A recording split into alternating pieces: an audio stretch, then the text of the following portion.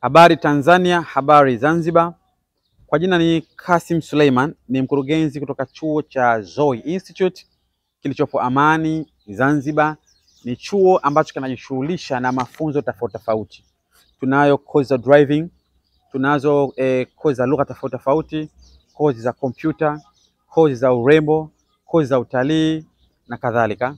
Leo hii kama kawaida yetu tumefanikiwa kufanya ziara ya kimasomo. Tulianzia Kizimbani, wanafunzi waliona mnara ule, waliona sehemu ambapo palikuwa pakitengenezwa sukari miaka hiyo, kiwanda cha sukari kile, lakini vile vile walipata kuona spice tofauti tofauti, matumizi yake na jinsi inavyoota na kadhalika. Lakini vile vile tukafanikiwa kufika Paje kwenyewe ambapo wanafunzi wamejifunza vitu vingi.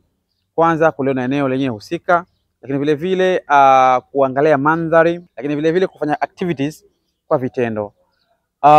Ziara ni moja kati ya mbinu ya kujifunza, na ndio maana sisi kama Zoe tunajitahidi kila baada ya miezi mitatu kufanya hizi ziara.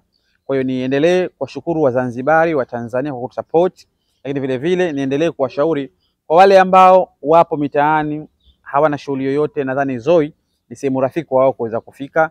Mwisho wa siku watapata kujifunza vitu tofauti tofauti, ambao vitu hivi havihitaji kuwa na elimu ya kubwa, bali unajifunza vitu hivi na mwisho wa siku kuwa ni sehemu ya uzalishaji katika taifa hili. Utaweza kuwa fani yote unayotaka wewe mwenyewe kwa mujibu ulichochagua.